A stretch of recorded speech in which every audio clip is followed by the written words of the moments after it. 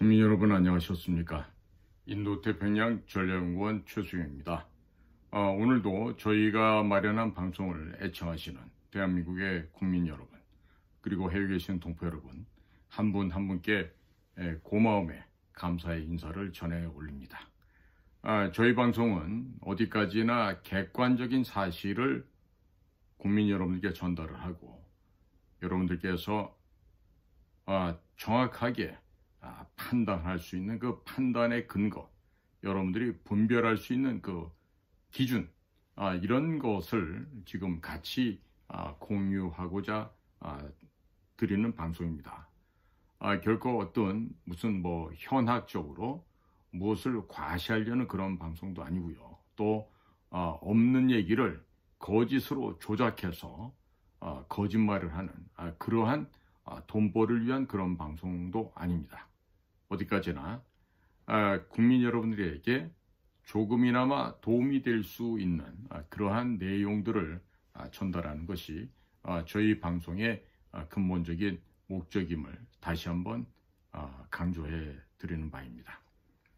자, 지금 오늘 전해드릴 얘기는요. 지금 오늘이 7월 9일이니까 내일이 되겠군요. 미국의 합참의장이 방한을 한다 그럽니다.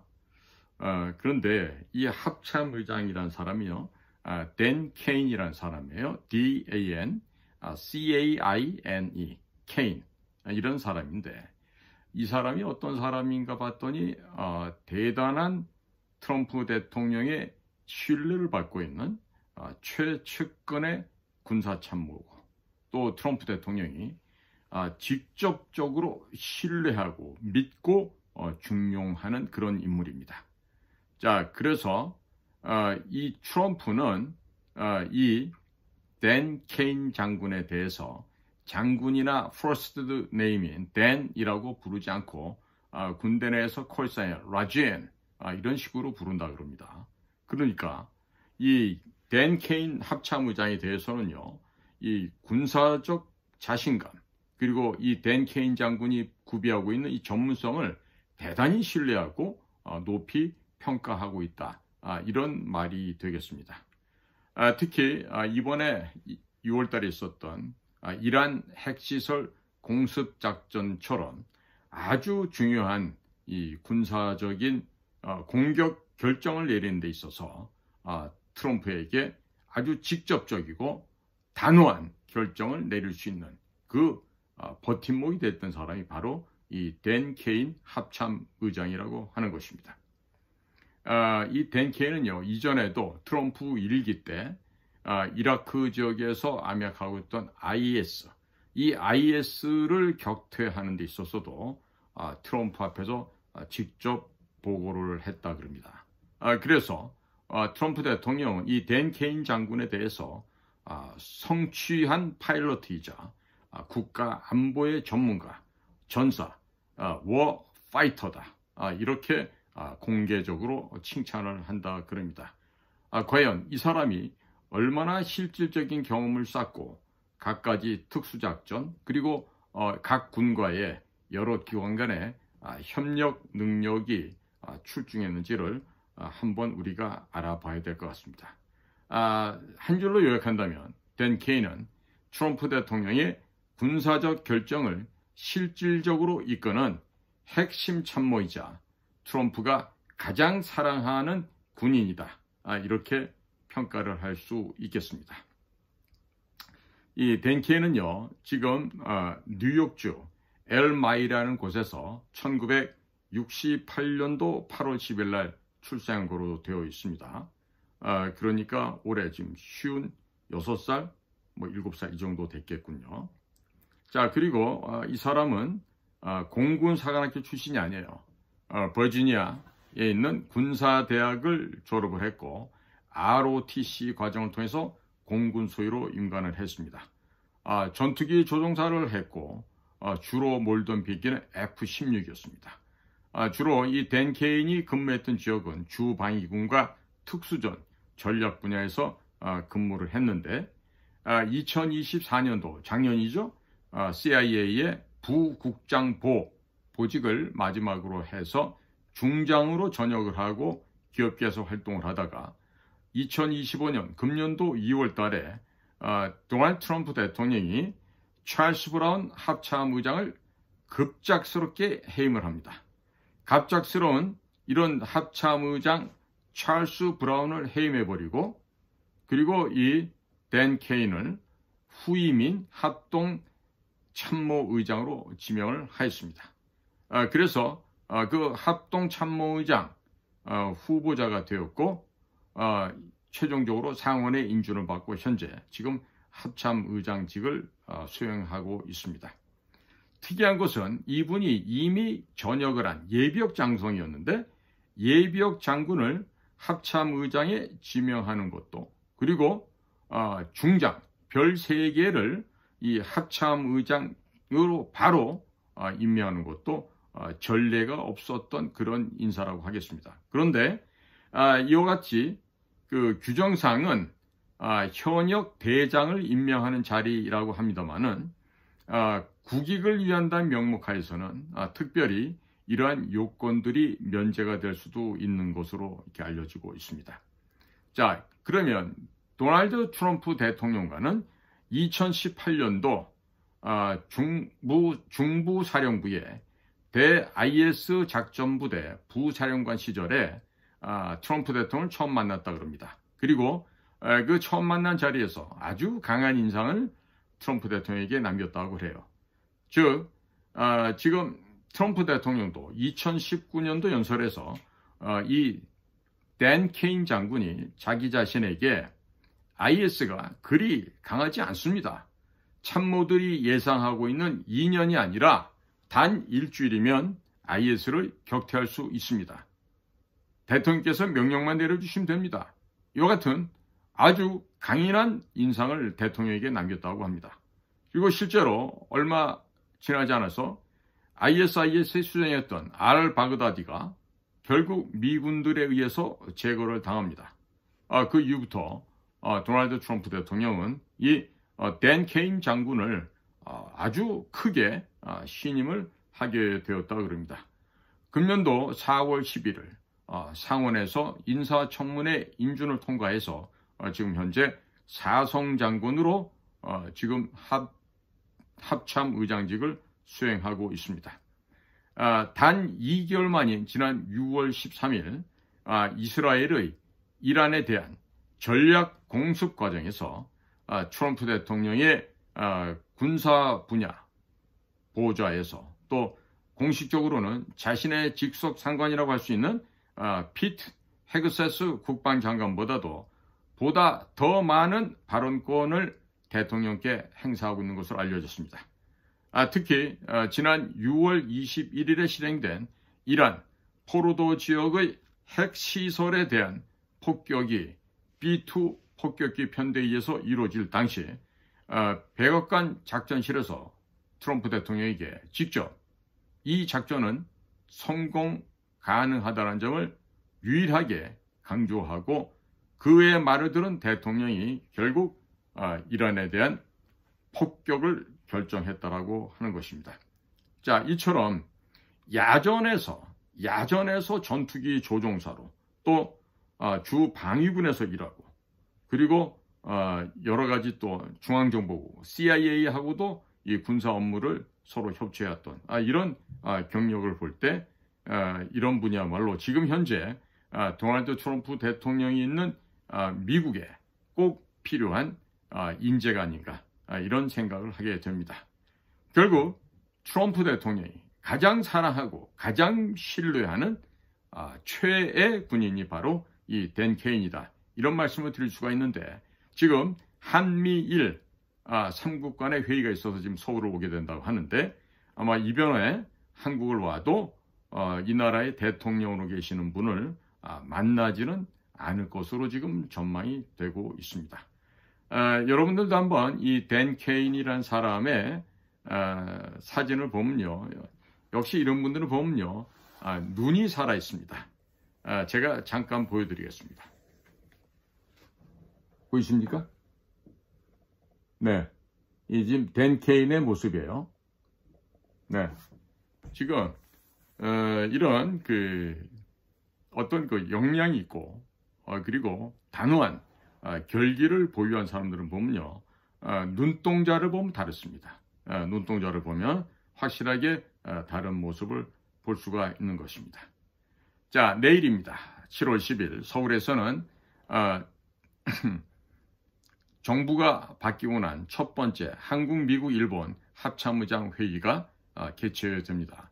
한국, 미국, 일본은 지난해 7월 채택했던 한미일 안보협력 프레임워크에서 3국이 돌아가면서 이 합참의장 회의를 개최하기로 합의를 했고 미국 주도로 2010년부터 화상 혹은 대면으로 매년 한두 차례 열리던 것을 순회 개최하기로 제도화하여 한국의 새로운 정부 출범에도 지속되는 이런 점이 특이한 점이라고 할 수 있겠습니다.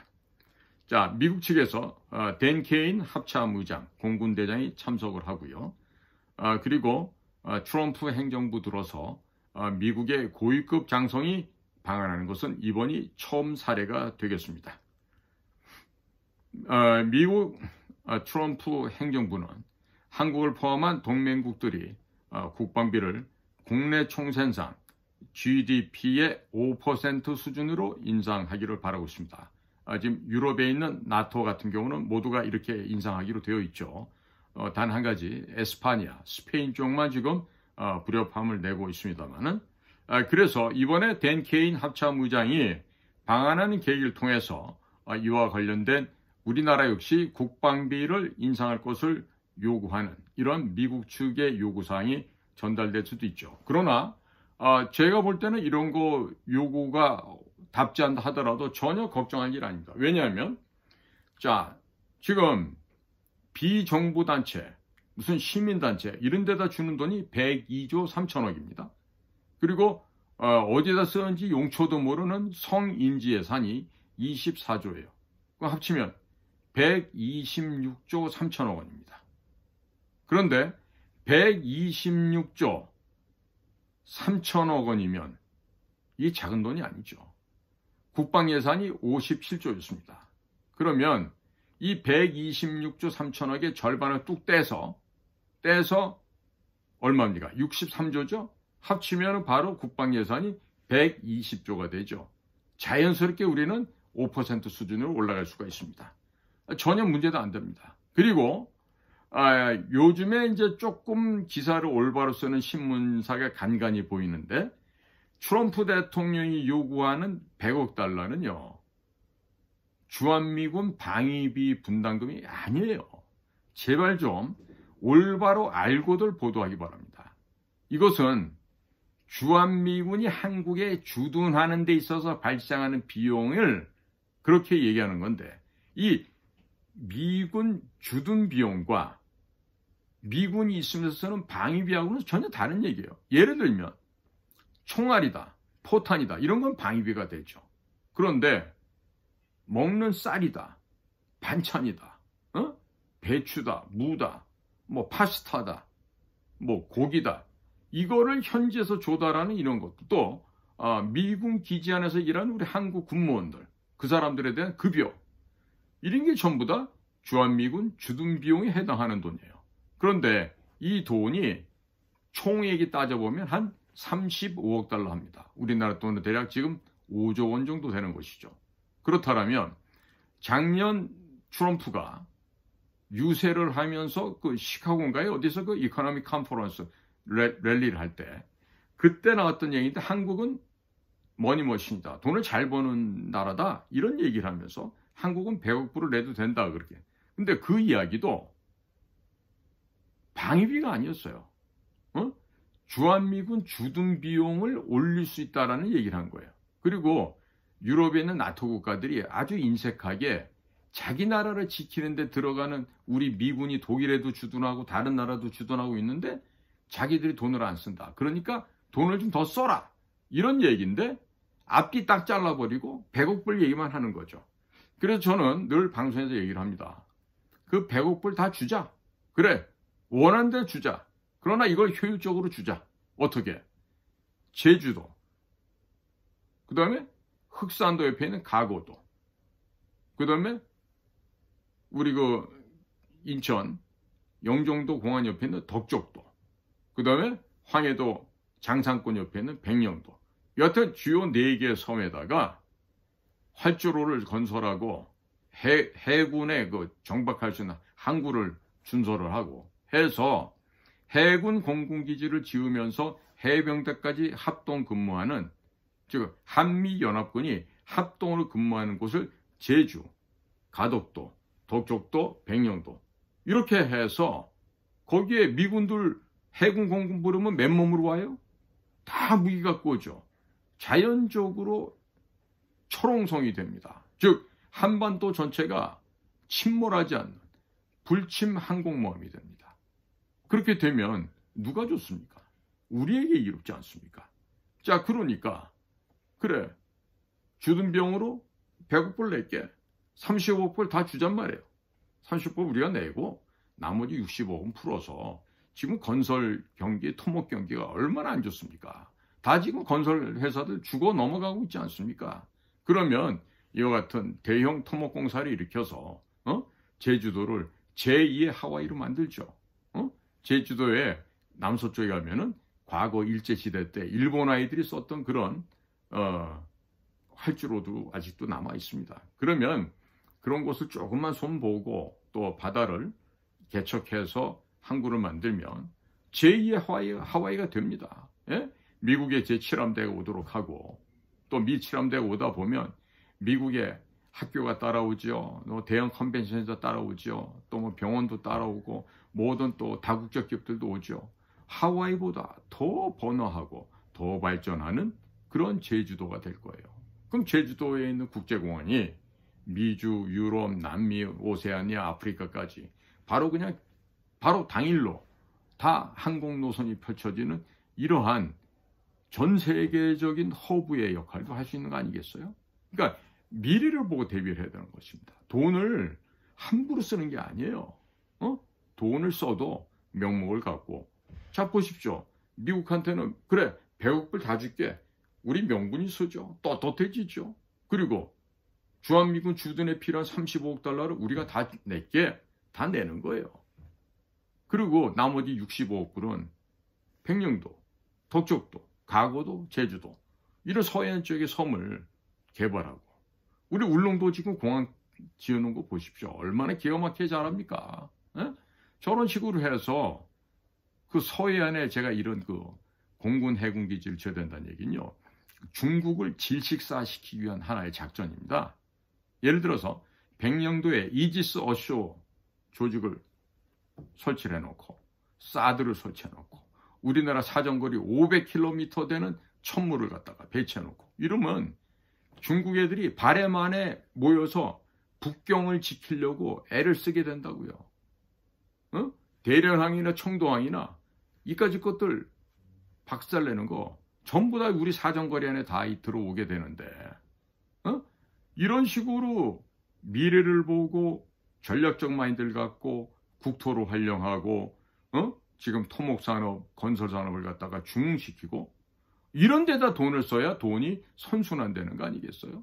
뭐 1인당 무슨 몇십만 원씩 주고 이런 거 해서 절대로 나라 개발 안 됩니다. 에?